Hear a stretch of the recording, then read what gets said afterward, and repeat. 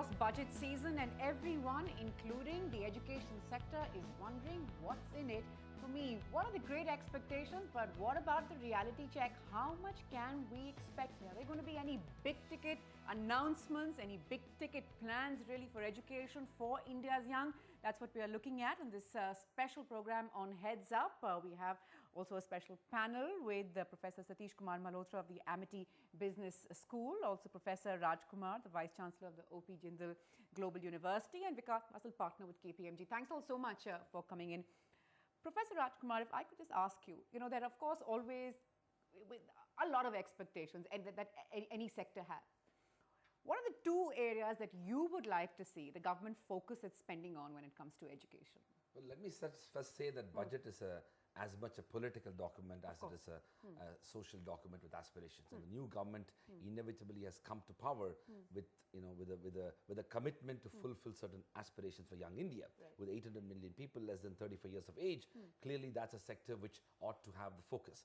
So if I were to identify two areas, one is that there should be a substantial allocation for faculty development programs across universities in the country, and with a sharper focus on the 40 central universities.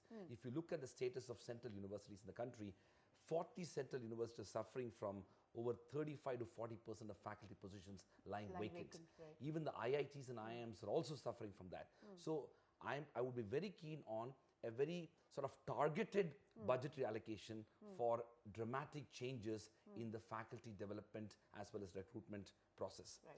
The second is that if you go across our universities, one of the things which you notice is they are all physically crumbling. There is huge impetus for both infrastructure development as well as institutional building efforts.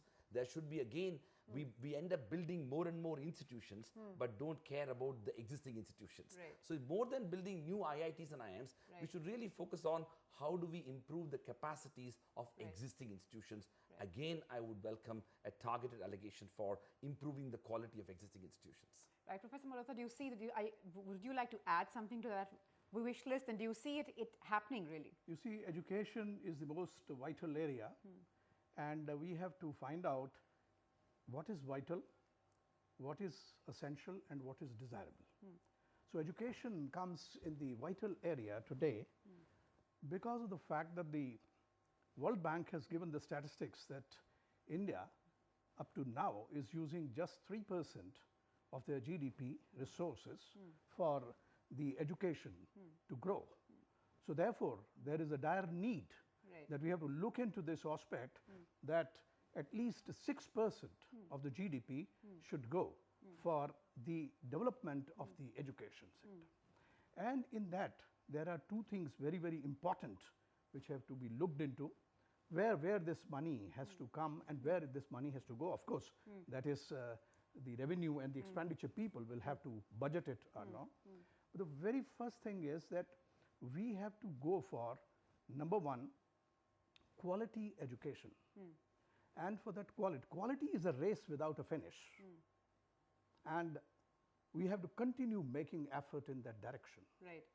So what is important is not only at the primary level, but at the higher level also. Of course. For example, that there are only for MBBS students, there are just 50,000 seats available, while there are more than 5 to 6 lakh people who are aspiring to become MBBS people. Right. So therefore, Amity University, we have taken a step in this direction, that we have written an MOU with the state government for 2,000 crores, and we are going to open. Right, perhaps we need sort of more such initiative. College also, initiative into that. Right, because we're talking about 3%, like Professor Malhotra said, and maybe nothing less than 6% will do. But as someone who sort of knows the numbers and understands those figures better than many of us, how much of this do you believe will stay a pipe dream, and how much can we actually expect?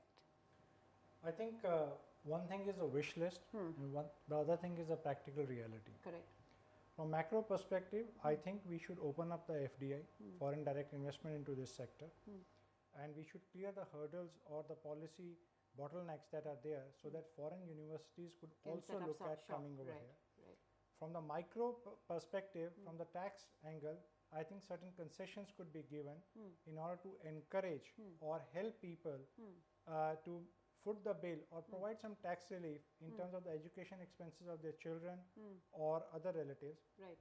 Right now, this provision, there is a little tax relief available under Section 80C of the Income Tax Act, but that is cluttered with many other tax reliefs available under that So it section. doesn't sort of So it is not stand out serving or its purpose. benefit sort of Absolutely. greatly. Right. So I think both macro and micro need to be addressed, keeping in view that government has compulsion of fiscal deficit Right. and huge demand from various other sectors as well. Right. Professor Rajkumar, when we sort of look at education and we look at the sort of demand and supply, we often find that the supply is really lacking. Are those the kind of sort of initiatives that you're looking at, those kind of reliefs that you're looking at, that you believe will also help the supply side sort of match up? Because more institutions, quality institutions, of course, we're only looking at quality institutions. I don't just mean the number, but quality institutions, therefore, coming up. Absolutely. In fact, a huge investment is needed, and I do have a slight view in the sense that we should not look at education from the standpoint of just comparing it with infrastructure and other sectors, because in some ways investing in education is about investing for our future.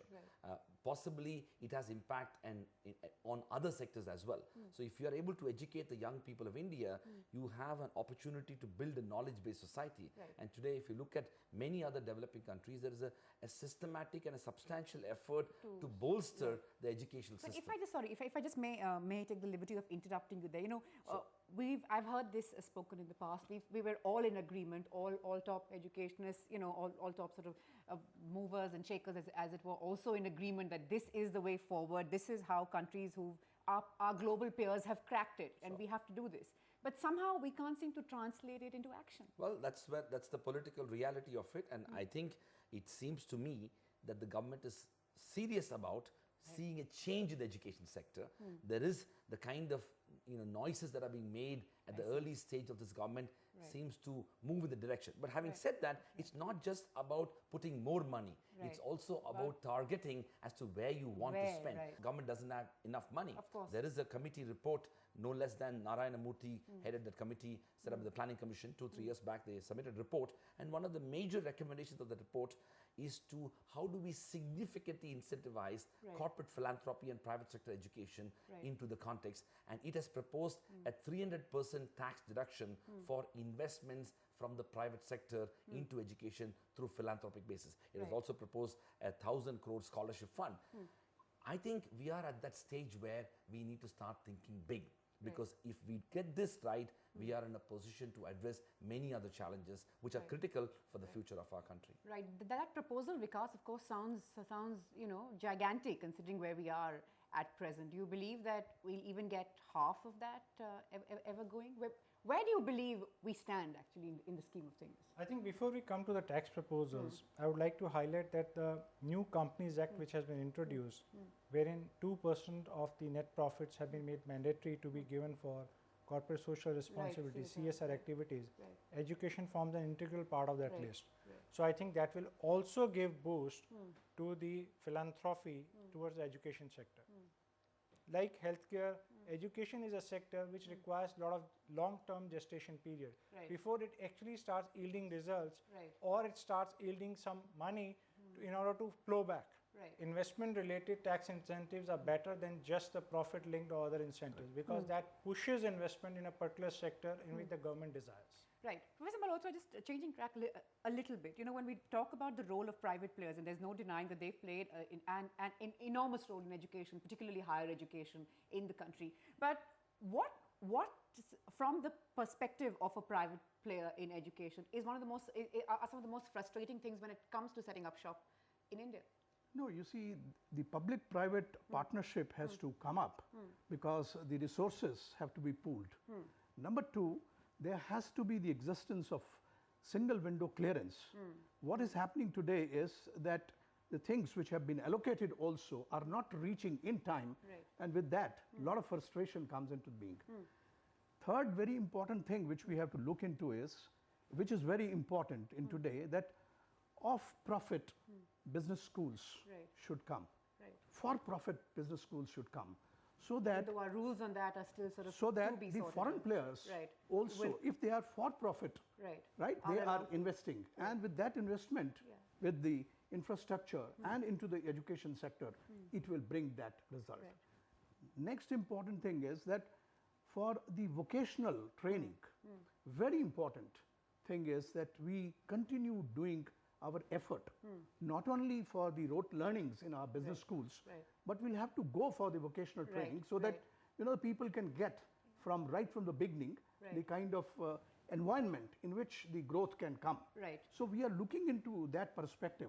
Of course, vocational training and skills training being very important, and skills has been sort of in big focus. But coming back to what you said about letting foreign players come in, the whole role of profit, how do you sort of see this? I'm personally opposed to the idea of for-profit institutions. I don't know of a single university anywhere in the world which is a good university and is for-profit. So I'm opposed to for-profit universities and education institutions. However, we need to make a distinction between incentivizing initiatives with the view to significant private sector investment, and that's the idea of corporate philanthropy as well as contributing to other forms of incentives and concessions. The second aspect is that we are also mistaking the point about foreign players coming in. I don't believe that entry of foreign universities is going to dramatically change the Indian context. I strongly believe that we need to have foreign institutions and universities coming into India. We need to create an environment where Indian universities and institutions are competing with other universities. It also provides an opportunity for us to challenge ourselves. I'm absolutely for it.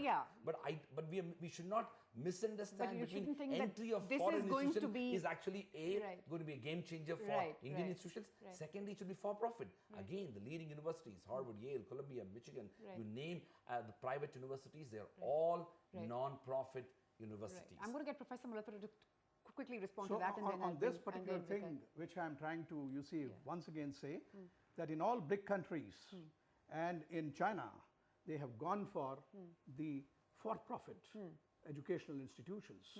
It is not only, the West is aging while India is young. And in this young economy now, we have to understand that today, this is the need of the hour. Because infrastructure funding, from where it will come? Because if for-profit organizations are there, they will be able to bring.